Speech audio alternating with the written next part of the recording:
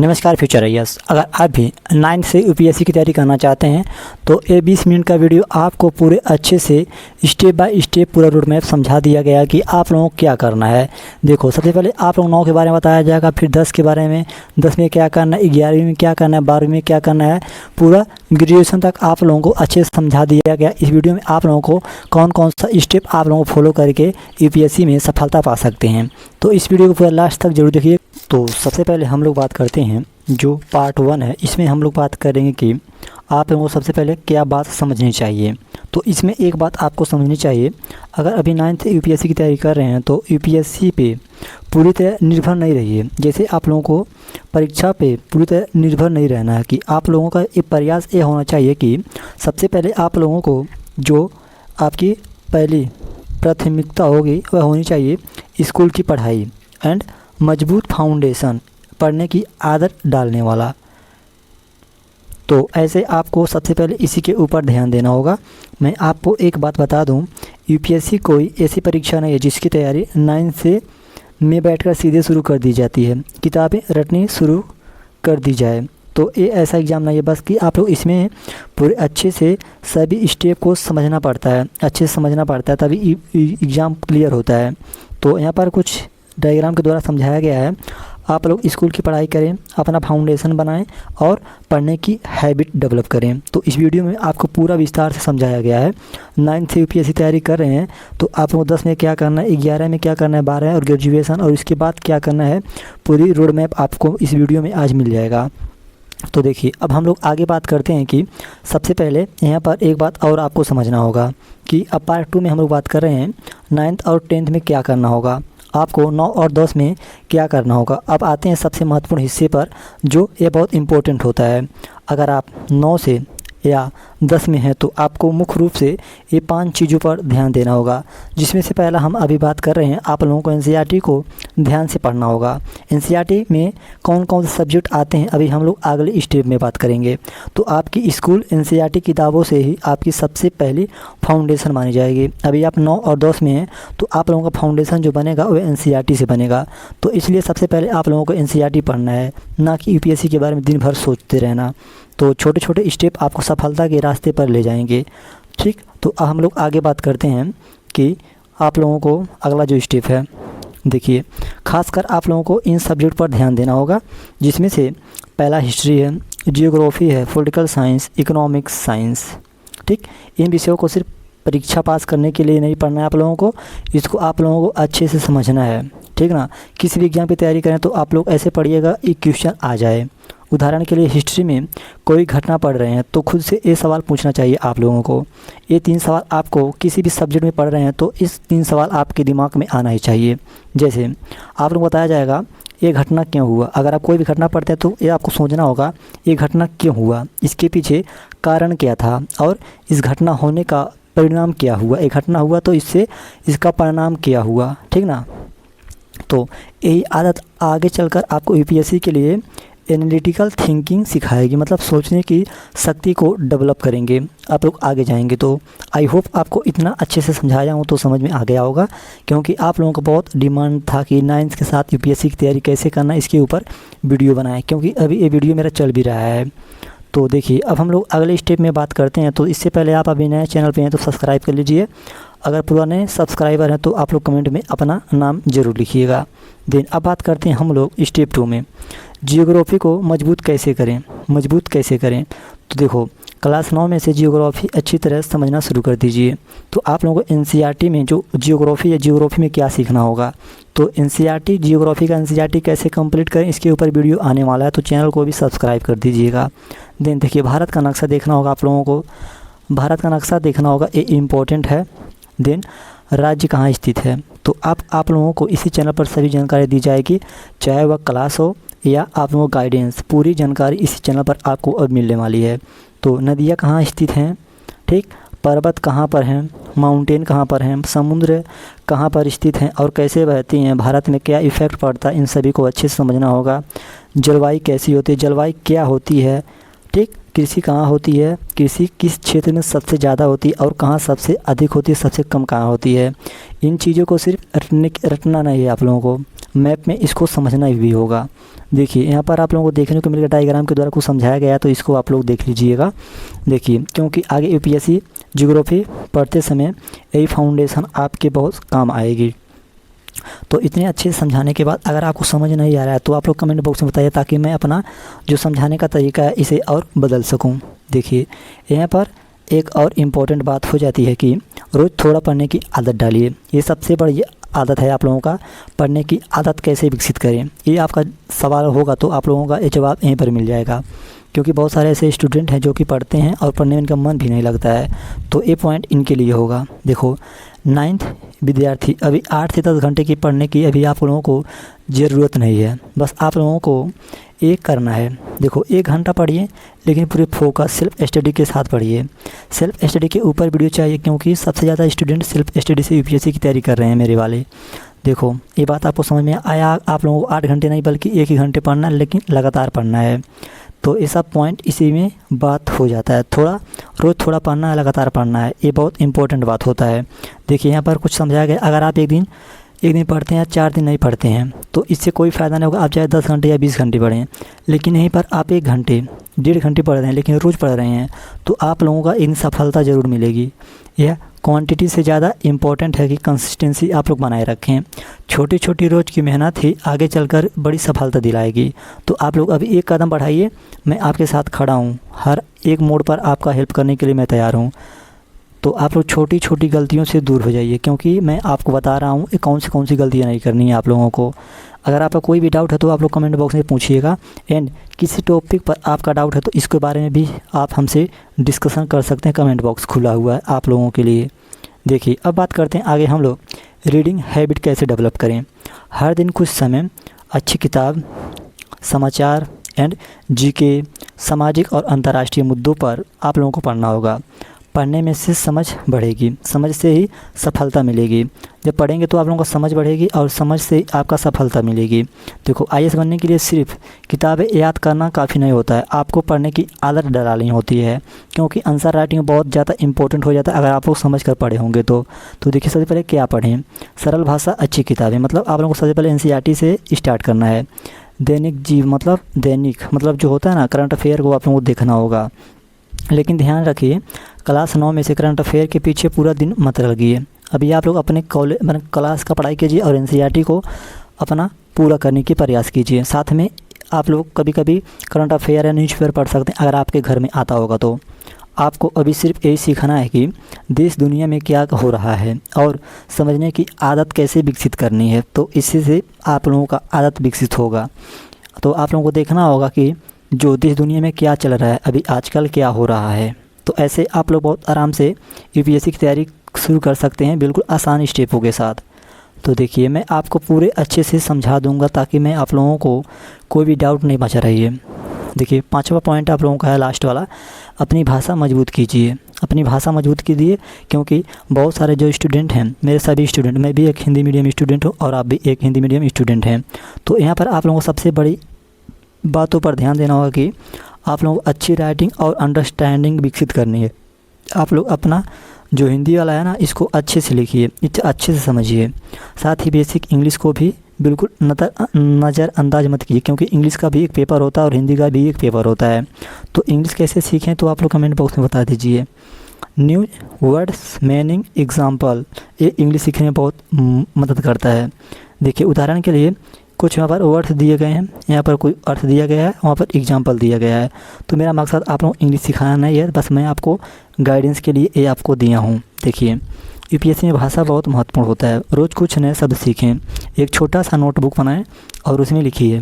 आगे चलकर यही छोटे छोटे आदत आपकी बहुत मदद करेंगी। तो छोटे छोटे स्टेप को आप लोगों को फॉलो करना है, क्योंकि देखो अगर आपको कहीं पर जाना है, अगर सीढ़ियाँ चढ़नी है, 20 सीढ़ी चढ़नी है, तो आप लोगों को पहला सीढ़ी चढ़ना होगा, फिर दूसरा सीढ़ी चढ़ना। ऐसा नहीं होगा कि आप लोग एक ही बार में 20वीं सीढ़ी पर चढ़ जाएंगे।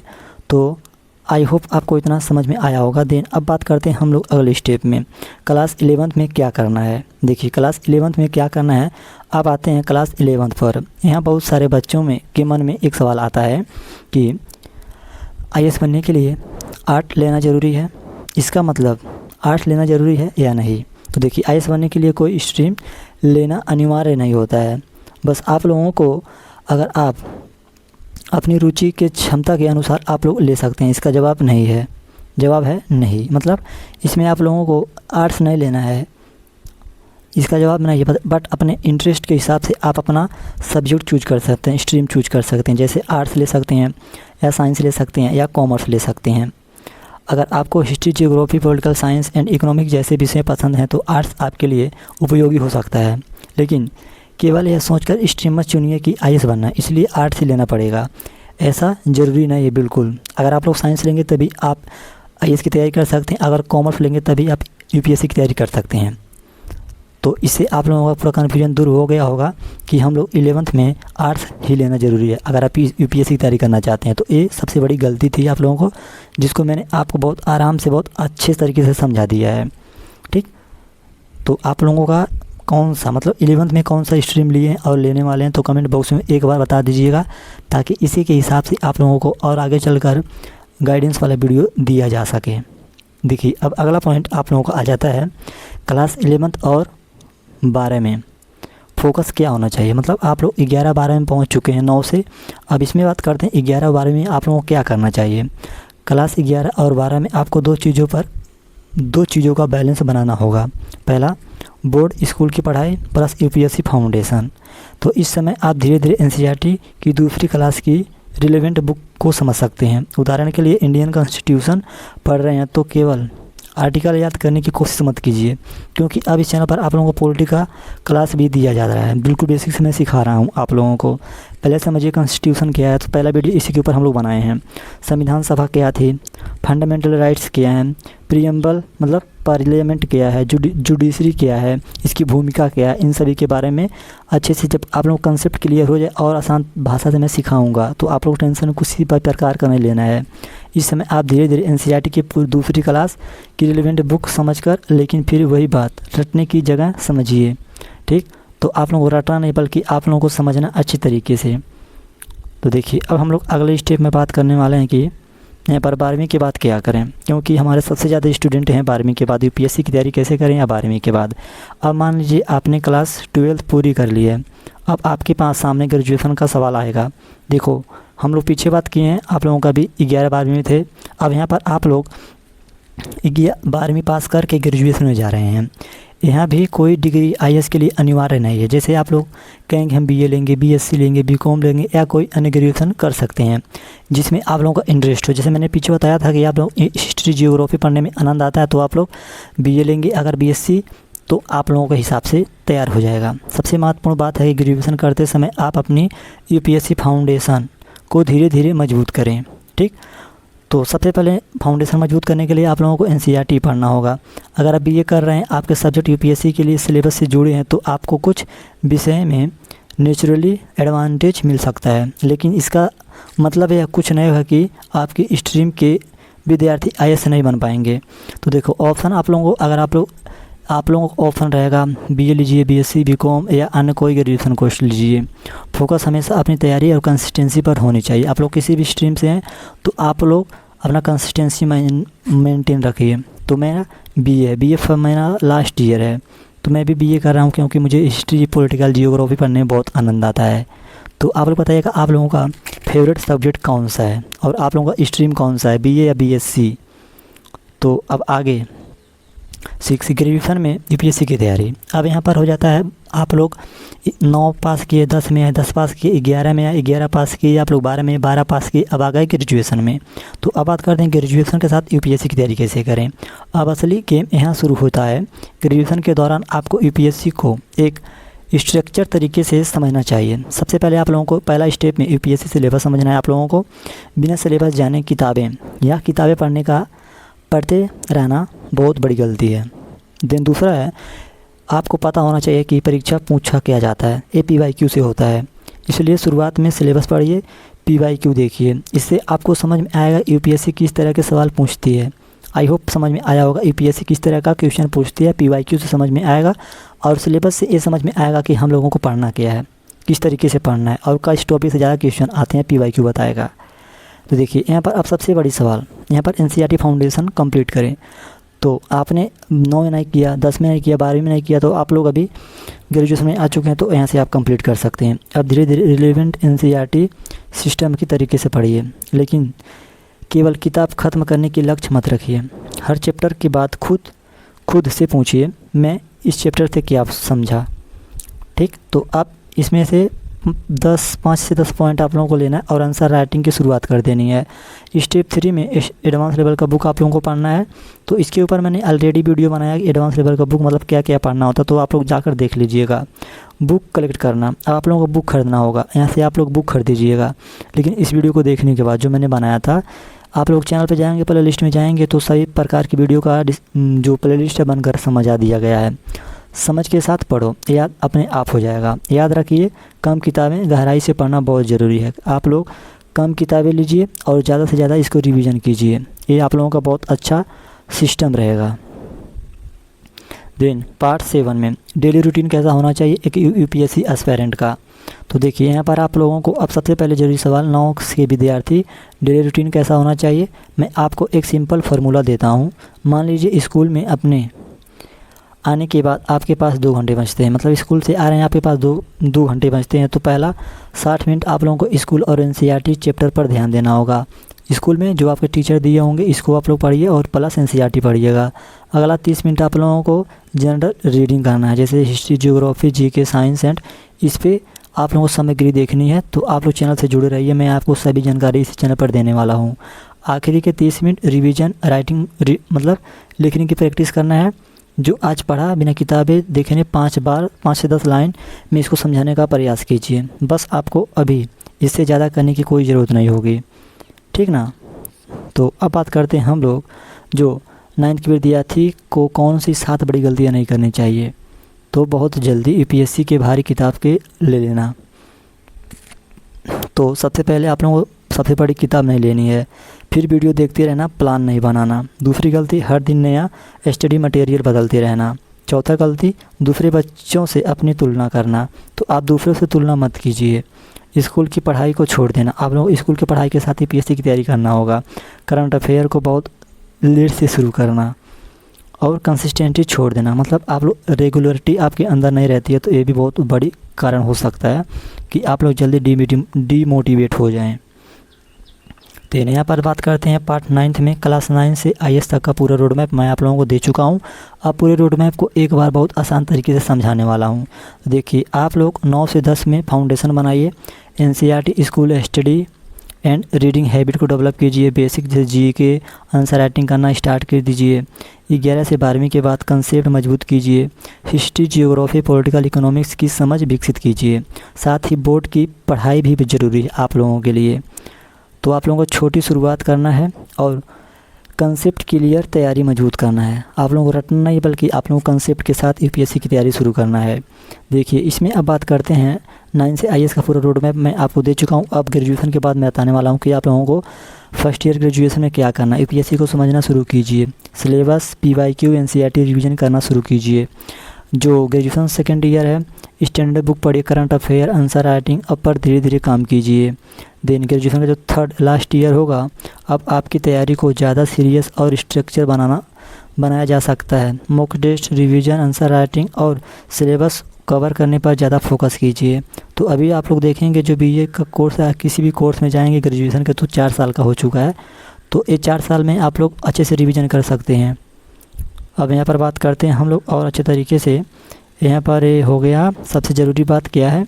तो सबसे ज़रूरी बात है कि 9th में क्लास 9 से आपको एक बात ज़रूर कहना चाहता हूँ, आईएएस बनने की चिंता अभी से मत कीजिए। अभी खुद पर इतना मजबूत बनाइए, अभी खुद अपना मजबूत बनिए, ग्रेजुएशन तक पहुँचे तो आपके पास अच्छी रीडिंग हैबिट हो, अच्छी स्किल राइटिंग हो, कंसेप्ट क्लियर हो, जनरल अवेयरनेस अच्छी हो और महत्वपूर्ण कंसिस्टेंसी बनाए रखें। अगर आपने 9th में फाउंडेशन बना ली है तो आगे चलकर आप यूपीएससी की तैयारी बिल्कुल व्यवस्थित रूप से कर सकते हैं। तो इतना अब यहाँ पर आप लोगों को बता दिया जाए कि अगर आप इस वीडियो को देख चुके हैं और आप चाहते हैं कि 9 से यूपीएससी की पूरा रूट मैं आपको दे चुका हूँ। देखिए, आप कमेंट में बता सकते हैं कि आप किस क्लास में हैं, या 9th, 10th, 11th या 12th में हो या ग्रेजुएशन में हैं। तो इस सीरीज में मैं आपको इतना सिखा चुका दिया हूँ। तो अगर वीडियो पसंद आया तो वीडियो को एक लाइक करिए, चैनल को सब्सक्राइब कीजिए और ऐसे यूपीएससी आईएएस गवर्नमेंट एग्ज़ाम की गाइडेंस के लिए आप लोग चैनल को सब्सक्राइब करिए। मिलते हैं अगले वीडियो में किसी नए वीडियो टॉपिक के साथ, तब तक के लिए जय हिंद, राधे राधे।